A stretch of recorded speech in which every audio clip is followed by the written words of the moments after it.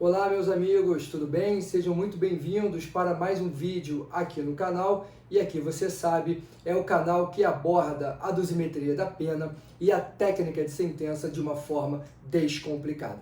No vídeo de hoje nós vamos abordar o concurso entre circunstâncias agravantes e atenuantes à luz do artigo 67 do Código Penal. Então eu te convido desde já para assistir a esse vídeo até o final e, como sempre, deixando aquele like, aquela curtida, possibilitando assim que o nosso canal cresça e atinja um número maior de pessoas. E para você que é novo, para você que é nova aqui no canal, fica também o convite para que você venha fazer parte da nossa família, se inscrevendo no nosso canal e ativando o sininho de notificações. Tudo bem? Então vamos tratar do concurso entre as circunstâncias atenuantes e as circunstâncias agravantes estabelecidas lá no artigo 67 do Código Penal. Então, vamos abordar o artigo 67 do Código Penal. Nós temos as agravantes versus as circunstâncias atenuantes.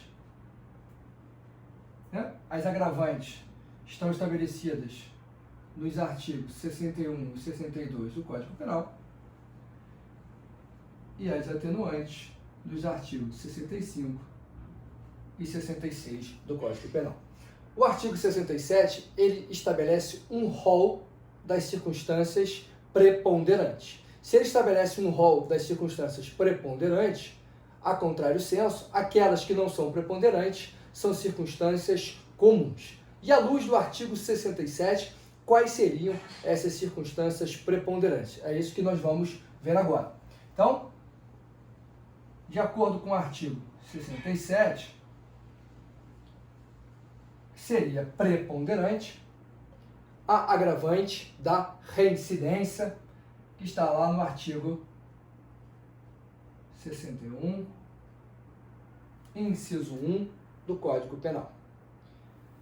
Após a reincidência, seria preponderante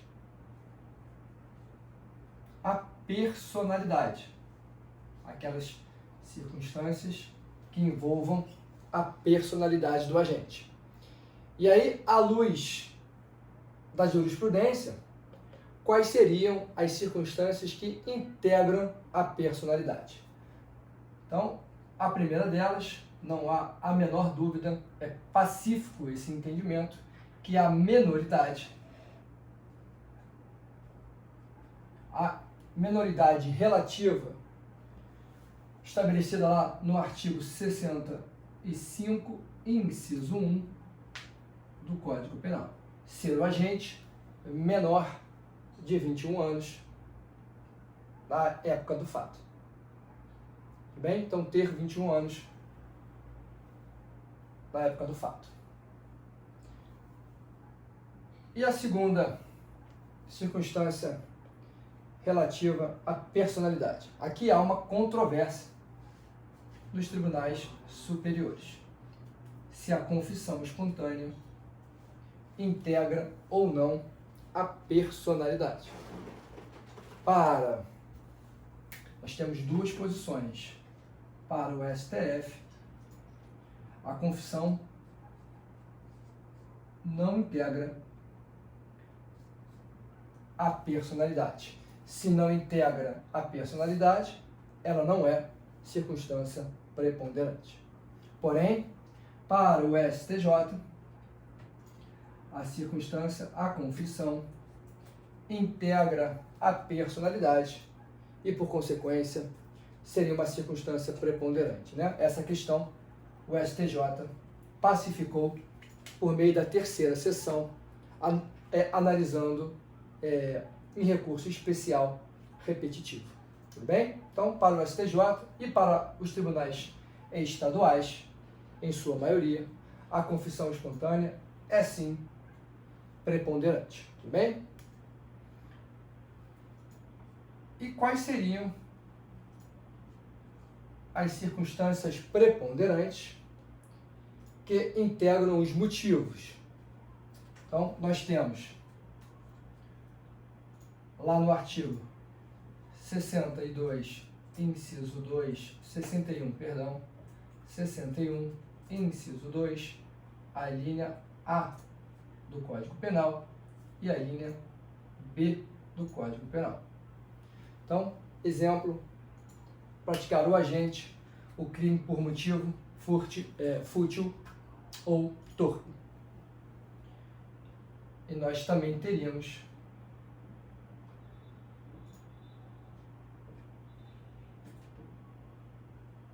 a circunstância atenuante estabelecida lá no artigo 65, inciso 3, a linha A.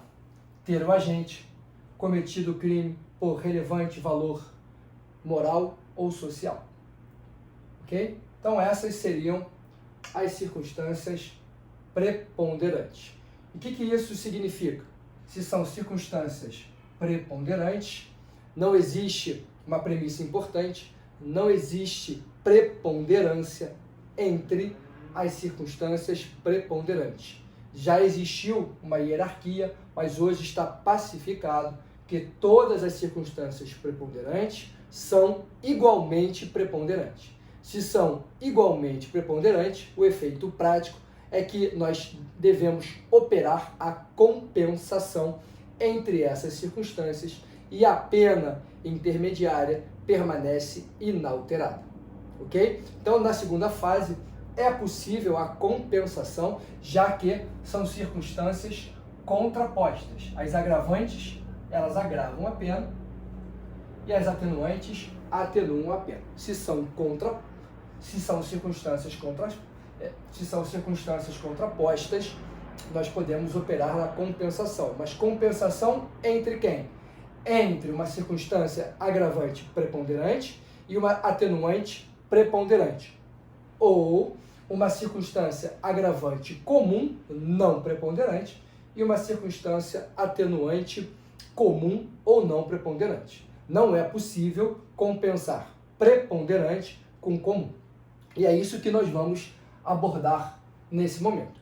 Como devemos realizar o cálculo da pena provisória quando estivermos diante de uma circunstância preponderante com uma circunstância não preponderante. Tudo bem? Então vamos aqui a um exemplo. Vamos imaginar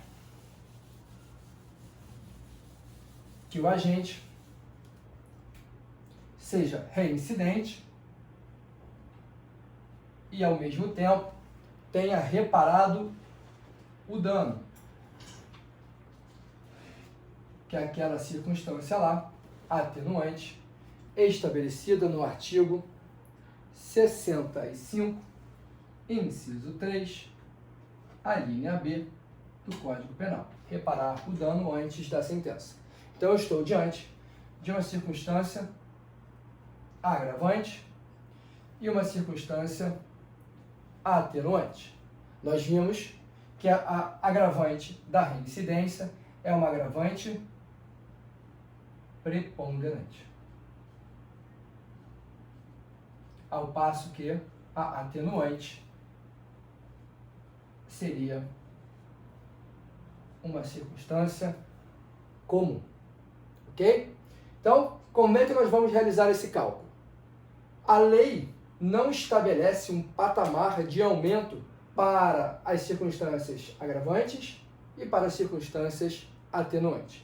Somente estabelece que a pena deverá ser sempre agravada ou atenuada. Então, diante dessa omissão legislativa, o entendimento jurisprudencial se pacificou no sentido de que cada circunstância agravante ou cada circunstância atenuante equivale a 1/6.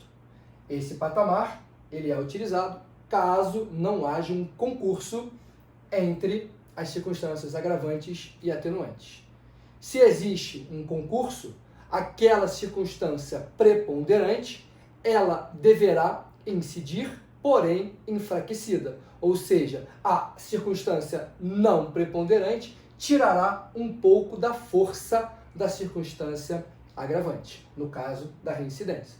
Então, o que isso significa? Então, eu não posso aplicar para a reincidência o patamar de 1/6, porque se eu aplicar o patamar de 1/6, eu estou atribuindo um valor zero para a circunstância não preponderante, para a circunstância comum.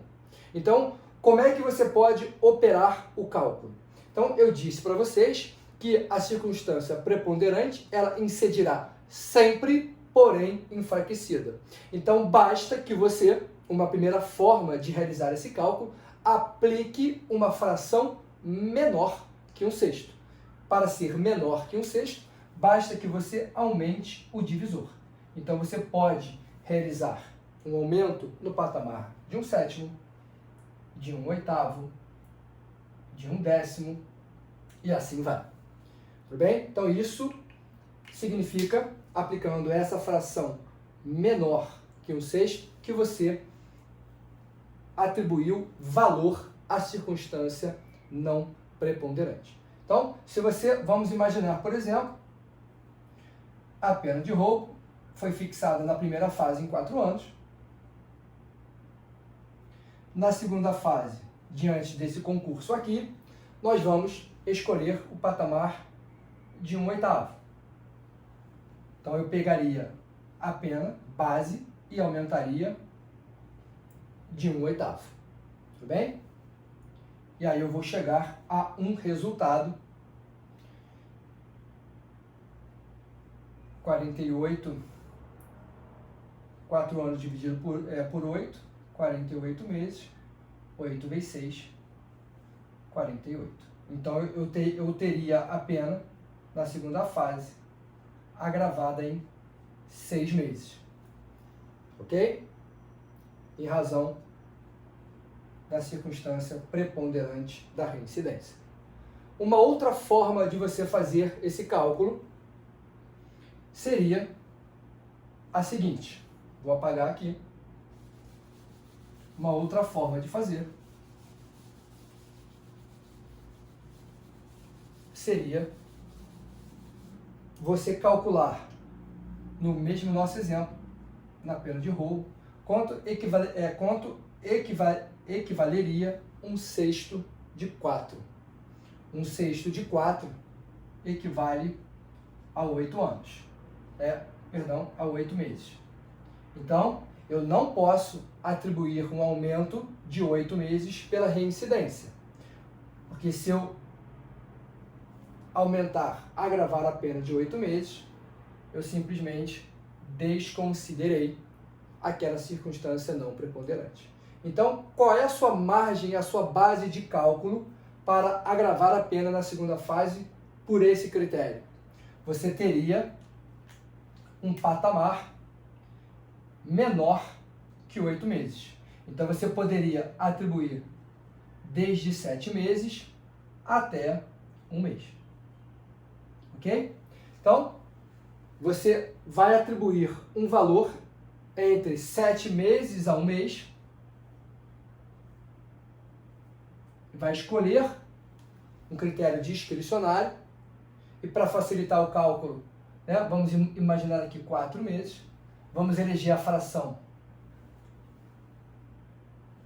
Perdão, vamos eleger aqui 4 meses. E nessa conta, nessa balança, aumentando de 8, diminuindo de 4, eu chegaria a um aumento de 4 meses. Tudo bem? É importante que na hora da prova você deixe claro para o seu examinador quanto você está atribuindo para cada uma das circunstâncias que estão concorrendo naquele caso concreto. Para aquela circunstância que prepondera, você atribui um valor maior, e para aquela circunstância não preponderante, você atribui um valor menor. Tudo bem? Vamos a um exemplo de redação nessa situação, por esse critério? Poderia ser algo mais ou menos assim. Olha, na segunda fase da dosimetria, encontram-se presentes a circunstância agravante da reincidência, prevista no artigo 61, inciso 1 do Código Penal, e a atenuante da reparação do dano, prevista no artigo 65, inciso 3, a linha B do Código Penal.